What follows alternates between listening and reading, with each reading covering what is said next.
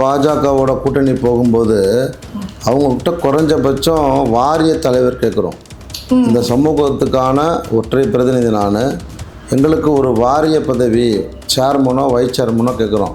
அப்போ நம்ம கேட்கும்போது அதில் மீன்வளத்துறையை கேட்குறோம். மீன்வள நல வாரியத்தை கேட்கும்போது அவங்க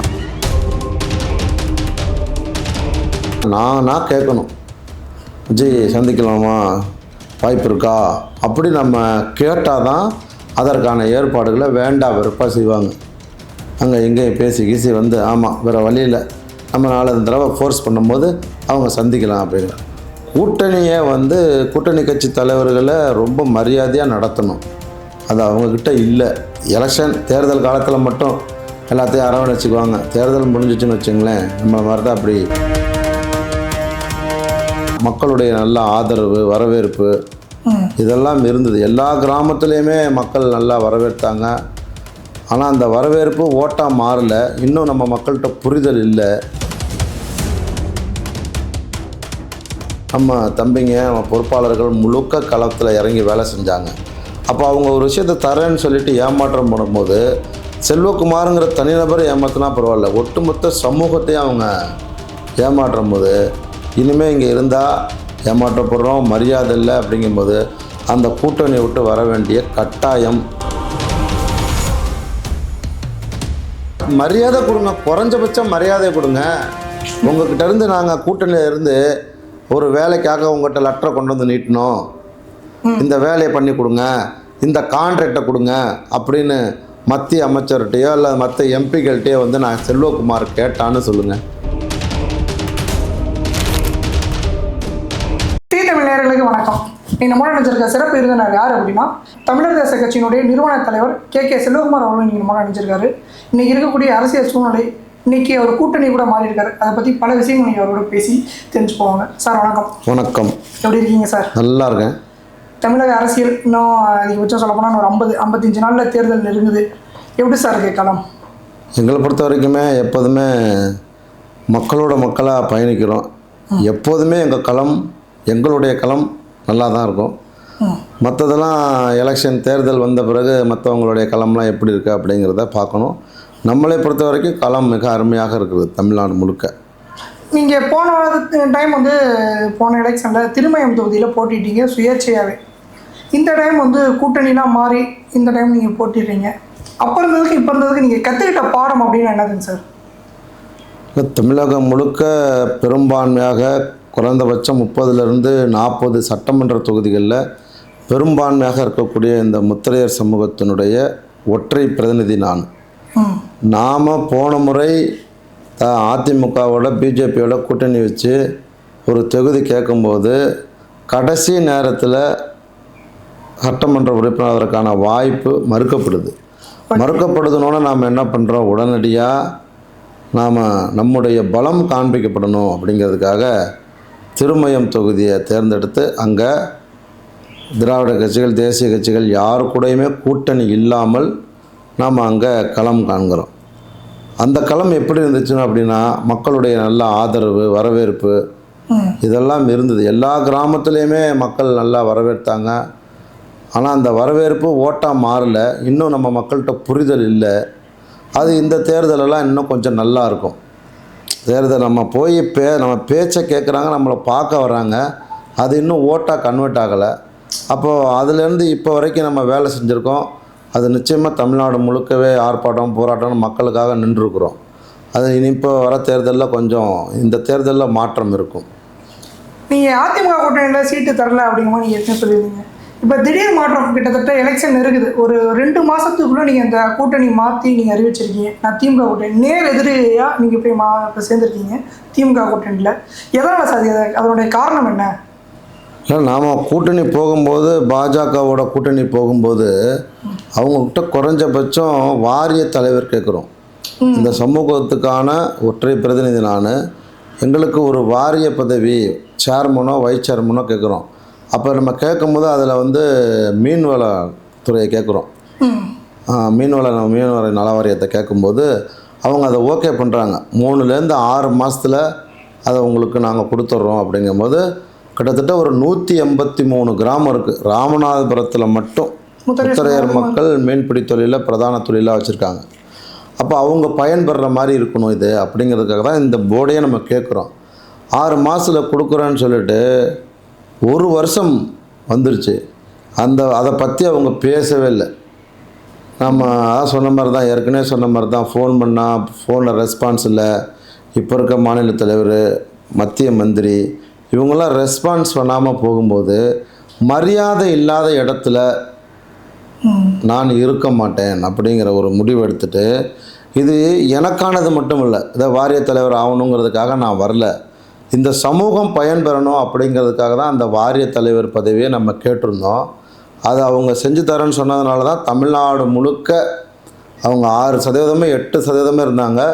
18% வாக்கு வங்கியை வாங்கிறதுக்கு காரணமாக இருந்தது தமிழர் தேசம் கட்சி. எங்களால் தான் இது நடந்துச்சுன்னு சொல்லலை, அதுக்கு காரணமாக இருந்தது தமிழ்நாடு முழுக்க அத்தனை தொகுதிகள்லையுமே நம்ம தம்பிங்க, நம்ம பொறுப்பாளர்கள் முழுக்க களத்தில் இறங்கி வேலை செஞ்சாங்க. அப்போ அவங்க ஒரு விஷயத்தை தரேன்னு சொல்லிட்டு ஏமாற்றம் பண்ணும்போது, செல்வகுமாருங்கிற தனிநபரை ஏமாற்றினா பரவாயில்ல, ஒட்டுமொத்த சமூகத்தையும் அவங்க ஏமாற்றும் போது, இனிமேல் இங்கே இருந்தால் ஏமாற்றப்படுறோம், மரியாதை இல்லை அப்படிங்கும்போது அந்த கூட்டணியை விட்டு வர வேண்டிய கட்டாயம், என் சமூகத்திற்காக வர வேண்டிய கட்டாயம் எனக்கு அதில் வந்துருச்சு. அதனால தான் கூட்டணி மாறுகிறோம். இல்லை சார், இப்போ நீங்கள் கேட்டால் மீன்வளத்துறை கேட்டிருந்தீங்க. ஓகே, இப்போ நீங்கள் பிற்படுத்தப்பட்ட நலத்துறையோ இல்லை வேறு ஏதாவது வாரியத்தில் வேறு ஏதாவது வாய்ப்பு, எந்த வாரியம் கொடுத்துருந்தாலும், அவங்க மத்திய அரசு வாரியம் எது கொடுத்துருந்தாலும் நம்ம அப்போ தான் மக்கள்கிட்ட பேசவே முடியும். வாரியம் கேட்டிருந்தால் கொடுத்துட்டாங்க, அடுத்தடுத்து நாம் இவங்களுடைய கூட்டணியில் இருக்கணும், இவங்களுக்காக வேலை செய்யணும். ஏதாவது ஒரு வாரியம் கொடுத்துருக்கலாம், NCBC கொடுத்துருக்கலாம், தேசிய பிற்படுத்தப்பட்ட நல வாரியத்தினுடைய வைஸ் சேர்மனை கொடுத்துருக்கலாம். அது மாதிரி வேறு இப்போ எல்முருகன், நான் ஃபிஷர் போர்டில் தான் இருக்கேன், நான் ஃபிஷர் போர்டில் இல்லை, இப்போது தகவல் தொழில்நுட்பத்துக்கு வந்துட்டேன்னார். நான் கேட்குறது, சென்சார் போடாது கொடுத்துருக்கலாமே ஜி அப்படின்னு நான் கேட்டேன் அவர்கிட்ட, நேரடியாக கேட்டேன்.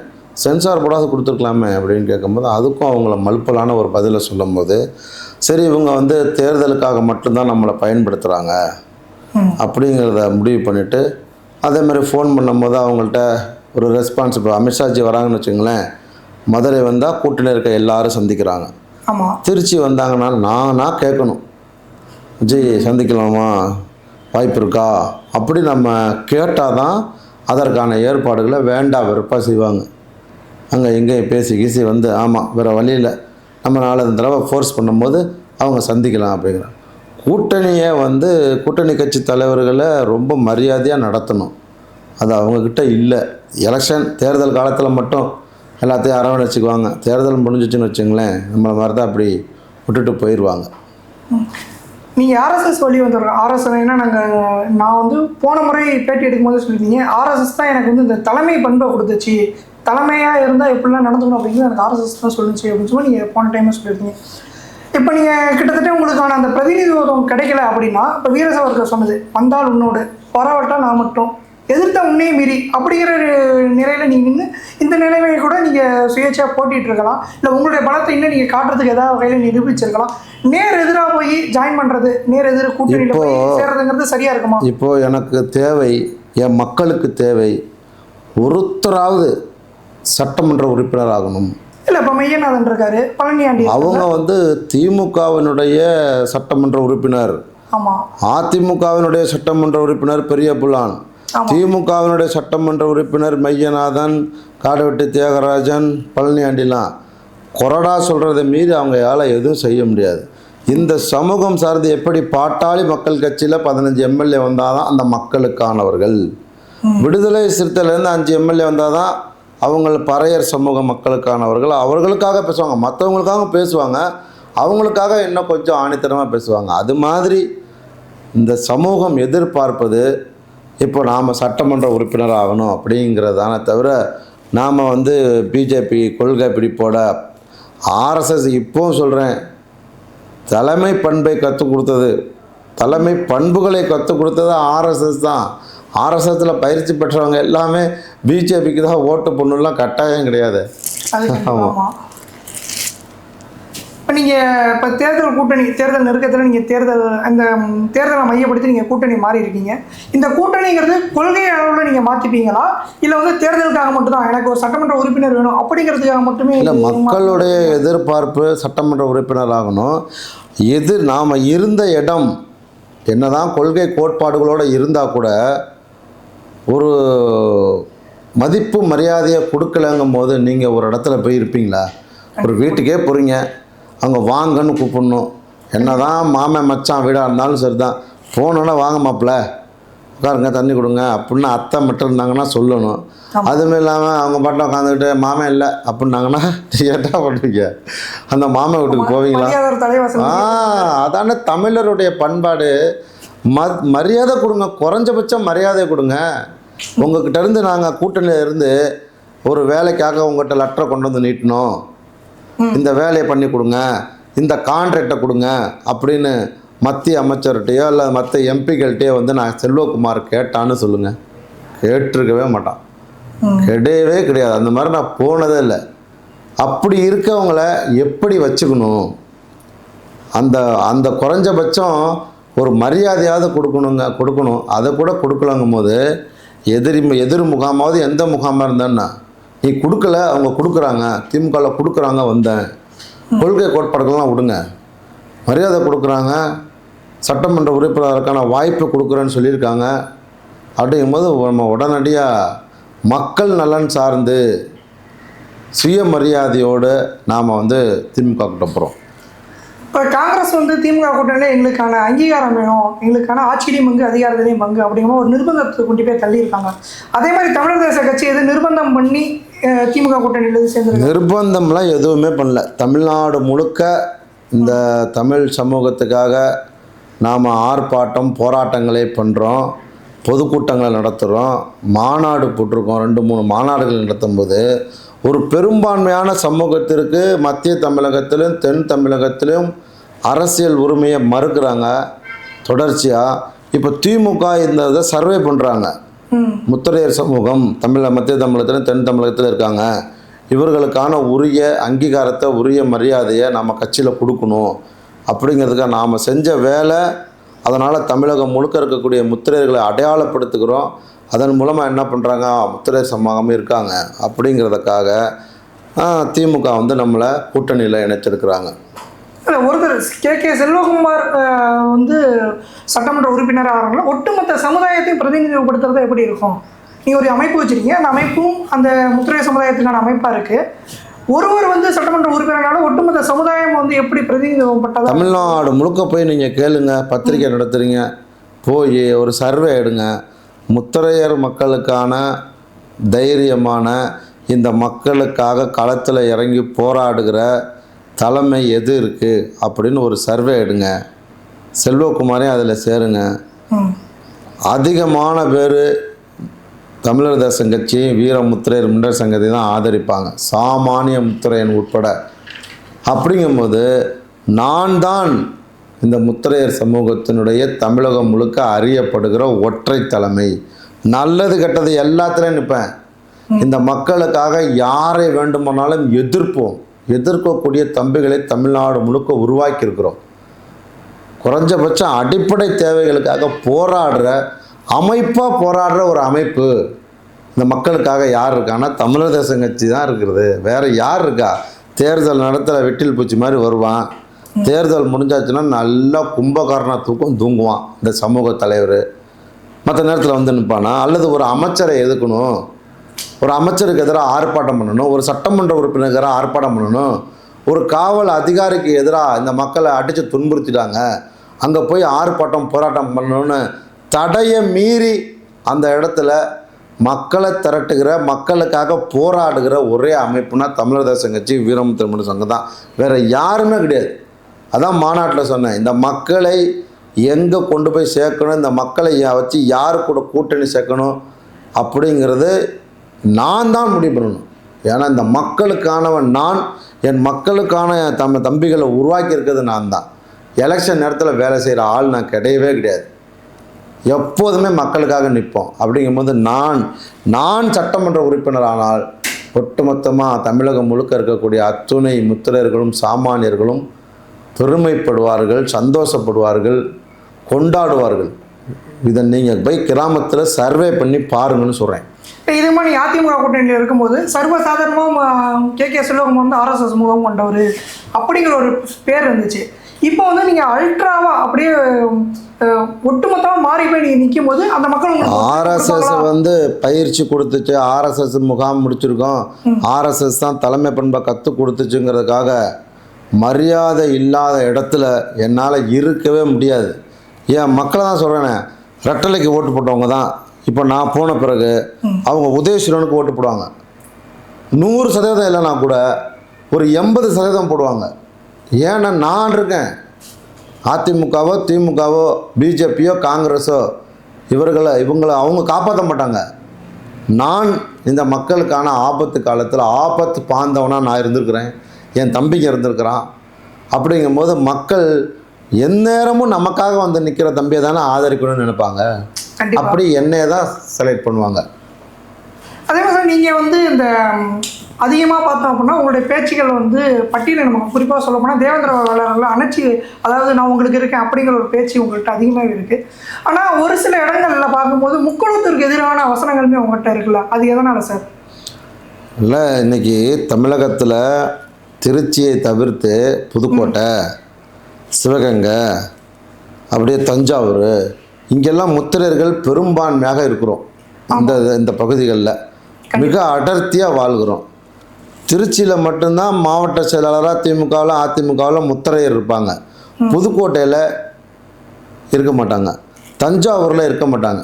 அப்போது பெரும்பான்மையான வாக்கு வங்கியாக இருக்கக்கூடிய முத்திரையர் சமூகத்தை அதிமுகவோ திமுகவோ மாவட்ட செயலாளரோ மந்திரியாவோ ஆக்கலை.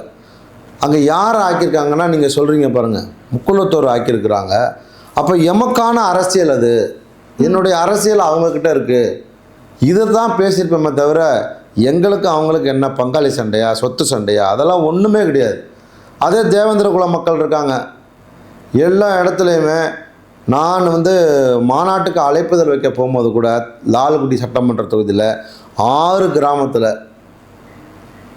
நம்ம சமூக மக்கள் கொடுத்த வரவேற்பை விட அதிகமான வரவேற்பு அன்போடு வரவேற்றாங்க. இரவு 10 மணி 10:30 மணிக்கெலாம். அப்போ அவர்கள் முக்குளத்தோர் மக்கள், தேவேந்திர குல வேளாளர் சமூக மக்கள் லால்குடி சட்டமன்ற தொகுதியில். அப்போ எங்களை வந்து உறவு முறையோடு கூப்பிடுவான், அண்ணன் தம்பியாக பழகுவான், மாமா மச்சானாக பேசுவான். அப்படிங்கும்போது அன்பாக யார் நம்மக்கிட்ட வராங்களோ அவர்களுடைய கஷ்டத்துலேயே நாம் நிற்போம். அதுதான் தமிழர் தேசம். சாமானிய மக்கள் அரசியலில் புறந்தொல்லப்பட்ட ஒடுக்கப்பட்ட அந்த மக்களுக்கான அரசியலையும் தமிழர் தேசம் கையில் எடுக்காது. தேவேந்திர குல வேளாளர் சமூகமாக இருக்கலாம் அல்லது மற்ற எந்த சமூகம் வேணாலும் இருக்கலாம். எங்களை அன்போடு அரவணைப்பவர்களை நாமளும் அவங்களை அன்போடு அரவணைச்சு அவர்களுக்கான அரசியலையும் முன்னெடுத்து போவோம். நீங்கள் கிட்டத்தட்ட சொல்லப்போனால் ஒரு 15 வருஷ காலம் ஆண்டுகாலமாக சமுதாய பணி ஆடிட்டுருக்கீங்க. எப்போயா சமுதாய பணிக்கு வந்தனால வருத்தப்படுறீங்களா? ஏதாவது கசமான நிகழ்வு எது இருந்திருக்கா? நிறைய கசப்பான சம்பவங்களும் நடந்திருக்கு. ஆனால் என்றைக்குமே இந்த சமூக வேலைக்கு வந்தோம் இப்படிங்கிற மாதிரி ஒரு கசப்பான எண்ணம் என் மனசில் வந்ததே இல்லை. சாகிற வரைக்கும் வராது. நான் தான் இந்த மக்களுக்கானவன். இந்த மாதிரியான ஆளை தான் பேரரசர் பெரும்பிடுகு முத்திரையர் பிடிச்சி இந்த சமூகத்துக்கு நீ தாண்டா வேலை செய்யணும்னு போட்டிருக்கார். இந்த பிறவியை இந்த சமூகத்தை அரசியலில், பொருளாதாரத்தில், வேலை வாய்ப்பில் எல்லாத்துலேயும் மேலே கொண்டு வந்துடுவேன். அதுக்கப்புறம் இந்த மக்களுக்கான அரசியல் எப்படி இருக்குன்னா, பாட்டாளி மக்கள் கட்சி மாதிரி, விடுதலை சிறுத்தைகள் மாதிரி, நம்ம தம்பிங்களும் ஒரு 25 எம்எல்ஏ 30 எம்எல்ஏ 4-5 எம்பி வந்துட்டு நல்லா ஆளுங்கட்சியோட அல்லது எதிர்கட்சியோட சட்டமன்ற உறுப்பினர் நிறையா பேர் இருப்பான். முன்னாள் சட்டமன்ற உறுப்பினர் இருப்பான், முன்னாள் பாராளுமன்ற உறுப்பினர் இருப்பான். எனக்கு பிறகு அந்த மாதிரியான ஒரு வலுவான கட்டமைப்போடு இந்த சமூகத்தை கொண்டு வருவதற்காக மட்டும்தான் நான் படைக்கப்பட்டேன்னே சொல்லலாம். அதனால் எந்த சலனமோ எந்த இடத்துல இந்த சமூகத்தின் மீது வெறுப்போ எனக்கு கிடையவே கிடையாது. நீங்கள் இந்த சமுதாய பணிக்கு வந்ததுனால எப்பயாவது கசப்பான அனுபவம் உண்டாகி இந்த ஏண்டா வந்தோம் அப்படிங்கிற நினைக்கிற ஒரு சூழ்நிலை எதுவும் எப்பயாவது உங்களுக்கு உருவாயிருக்கா சார்? தமிழகம் முழுக்க இந்த மக்களுக்காக அர்ப்பணிப்பு உணர்வோடு வேலை செய்கிறோம். எந்த இடத்துலையுமே எந்த சூழ்நிலையிலுமே ஏன்டா இந்த சமூக வேலைக்கு வந்தோம் அப்படின்னு நான் வந்து நினச்சதே இல்லை. காரணம், சரியான ஆளை தான் பேரரசர் பெரும்பிடுகு முத்திரையர் இந்த சமூக பணிக்காக அமைச்சிருக்காரு. எத்தனையோ தலைவர்கள் இருக்காங்க. ஆனால் நம்மளை மாதிரி வளர்ச்சி, நம்மளை மாதிரி எந்த கிராமத்துலேயும் வரவேற்பு, ஒரு ஆர்ப்பாட்டம், போராட்டம், பொதுக்கூட்டம், மாநாடுனா பணமே கொடுக்காம மக்கள் திரள்றாங்கன்னா அந்த மக்கள் பிரச்சனையில் நம்ம நிற்கிறோம். பேரரசர் அத்துணை வழிகளையுமே எங்களுக்காக ஃப்ரீ பண்ணி விட்டுருக்கார். போனால் மக்கள் வெள்ளம். வேலூர் போனால், நேற்றைக்கு வேலூர் போகிறோம், புது ஏரியா தான், அவ்வளோ வரவேற்பு, உற்சாக வரவேற்பு. வரவேற்புனா கடமைக்கு கொடுக்குற வரவேற்பு இல்லை, உற்சாகமான வரவேற்பை கொடுத்துருக்குறாங்க. அதுக்காக தான் நம்ம பிறந்தோம், படைக்கப்பட்டதே அதுக்காக தான். நாம் மட்டும் நம்ம இருக்கிறதுக்குள்ளே இங்கே இருக்கக்கூடிய எல்லாத்தையும் சரி பண்ணிட்டோம்னா, விடுதலை சிறுத்தைகள் எப்படி 15 எம்எல்ஏ, 10 எம்எல்ஏ, 2 எம்பி, அதே மாதிரி பாட்டாளி மக்கள் கட்சியில் 15 எம்எல்ஏ, 20 எம்எல்ஏ, 4 எம்பி வராங்களோ, அது மாதிரி தமிழர் தேசம் கட்சி வருங்காலங்களில் முன்னாள் சட்டமன்ற உறுப்பினர், முன்னாள் பாராளுமன்ற உறுப்பினர்னு ஒரு கணக்கில் இல்லாத ஆட்கள் இருப்பாங்க. அப்படியான இந்த கட்சி உருவாகி நிற்கும். அதுக்கு நாம் இப்போ வேலை பார்க்குறோம். ஒரு சரியான நபரை தான் முன்னோர்கள் தேர்ந்தெடுத்து இந்த பொறுப்பில் உட்கார வச்சுருக்காங்க. எத்தனையோ அமைப்பு இருக்குது. யார் போனாலும் வரவேற்பு கொடுக்க மாட்டாங்க. 3 மாநாடு நடத்தியிருக்கிறோம். 3 மாநாட்டுக்குமே ஒருத்தருக்கு கூட வண்டி வாகன ஏற்பாடு கூட பண்ணலை. உணவு ஏற்பாடு பண்ணுவோம், வந்தவங்க பசியோடு போகக்கூடாதுன்னு. யாருக்கும் பணம் கொடுத்ததும் இல்லை. எல்லாம் வந்து கலந்துக்கிறாங்கன்னா நாம் அர்ப்பணிப்பு உணர்வோடு வேலை செய்கிறோம். என்றைக்குமே அந்த மாதிரி நாம் நினச்சதே கிடையாது. ஏன்டா இந்த வேலைக்கு வந்தோம் நினச்சி கூட பார்க்க மாட்டோம். அன்போட, அர்ப்பணிப்பு உணர்வோட தொடர்ச்சியாக இந்த சமூகத்துக்காக வேலை செய்வோம். இது உங்களுடைய நேரம் சார். என்னுடைய குறுக்கீடு இல்லாமல் இந்த மக்களுக்கோ, இந்த சமுதாயத்துக்கோ, நம்மளுடைய நேயர்களுக்கோ ஏதாவது சொல்லணும் அப்படின்னா நீங்கள் சொல்லலாம் சார். இல்லை, தமிழ்நாடு முழுக்க நம்ம தம்பிங்க களத்தில் இருக்கிறாங்க. இப்போ சட்டமன்றத்தில் ஒரு தொகுதி கொடுப்பாங்க. அடுத்து உள்ளாட்சி இருக்குது. ஆமாம், உள்ளாட்சியில் இருக்கக்கூடிய நமது தம்பிகள் நமது சமூகத்தை அரவணைக்கிற, நீங்கள் சொன்ன மாதிரி தேவேந்திர குல வேளாளர் சமூகம் அல்லது மற்ற சமூகங்களும் எல்லாத்தையும் அரவணைச்சிக்கிட்டு, சாதி பார்க்க தேவையில்லை, தமிழர் தேசமாக யாரெல்லாம் பாதிக்கப்படுகிறார்கள், யாரெல்லாம் அடக்குமுறைக்கு உட்படுத்தப்படுகிறார்கள், யாரெல்லாம் அரசியல்வாதிகளால் புறந்தள்ளப்பட்ட சமூகமாக இருக்கிறார்கள், அத்துணை சமூகத்துக்குமே தமிழர் தேசமாக நாங்கள் வேலை செய்வோம். இப்போ நடிகருக்கு பின்னாடிக்கு போகாமல், ஏமாற்றுகிற சாதிய தலைவர்களுக்கு பின்னாடி போகாமல், தேர்தல் நேரத்திலே மட்டும் செயல்படுகிற முத்திரையர் சங்க தலைவர்களுக்கு பின்னாடி போகாமல், ஒரு சரியான தலைமையை, எப்படி பறையர் சமூக மக்களுடைய சரியான தலைமை தேர்ந்தெடுத்தாங்க அவங்க விடுதலை சிறுத்தைகள், அதே மாதிரி வன்னியர்கள் தங்களுக்கான சரியான தலைமை பாட்டாளி மக்கள் கட்சி, அதே மாதிரி நம்முடைய தலைமையை ஏற்றிருக்கிறார்கள். இன்னும் தமிழகம் முழுக்க இருக்கக்கூடிய அத்துணை பேருமே பிடிச்சிக்கணும். நம்மளை கையில் பிடிச்சா மட்டும்தான் மிகப்பெரிய சமூக மாற்றம் வரும். கொஞ்சம் வேலை செஞ்சோடனே திராவிட கட்சிகளில் கூப்பிட்டு பேசுகிறாங்கன்னா, இன்னும் அதிகமான மக்கள், ஒரு 75% மக்கள் இப்போ ஆதரவு தராங்க. இன்னும் 25% மக்களும் முழுசாக நிற்கணும். பறையர் சமூக மக்கள்னா திருமாவளவன், வன்னியர்களுக்கான தலைமைனா பாட்டாளி மக்கள் கட்சி மருத்துவர் ராமதாஸ், அது மாதிரி முத்திரைகளுக்கான ஒரே தலைமைனா தமிழர் தேசம் கட்சி வீரமுத்திரையர் மட்டும் சங்கனும் எல்லா இடத்துலையும் சொன்னான்னா இன்னும் மிகப்பெரிய மாற்றம் வரும். நம்ம மாற்றத்தால் நான் சொன்ன பாருங்க, அரசியலில் புறந்தள்ளப்பட்ட, ஒடுக்கப்பட்ட அத்தனை சமூகமுமே பயன்பெறுவாங்க. ஏன்னா முத்திரையர்கள் பெரும்பான்மையாக வாழ்கிற பகுதியில் சிறுபான்மையாக இருக்கக்கூடிய எந்த சமூகத்துக்கும் தமிழ்நாடு முழுக்க எந்த சின்ன தொந்தரவு கூட கொடுக்க மாட்டாங்க. அதே மாதிரி முத்திரைகள் பெரும்பான்மையாக வாழுகிற மாவட்டங்கள்லேயும் சட்டம் ஒழுங்கு பிரச்சனை இருக்கவே இருக்காது. ஏன்னா எல்லாத்தையும் அரவணைக்கிற சமூகம். ஆகையால் நாம் அரசியலில் அங்கீகாரம் பெற்றோன்னு சொன்னால் இந்த சிறுபான்மை சமூகங்களும் நம்மளோட மற்ற சமூகங்களும் நம்மளோட பயன்பெறுவதற்கான ஒரு ஆளாக நாங்கள் நிற்போம் அப்படிங்கிறத அத்தனை சமூகத்துக்கு இந்த நேரத்தில் தெரிவிச்சுக்கிறேன். நன்றி. உடைய பல கருத்துக்கள் நம்ம நேயர்களோட முத்திரை சமூகத்தோட பல கருத்துக்கள் பயந்துக்கிட்டீங்க. ரொம்ப நன்றிங்க சார். நன்றியா.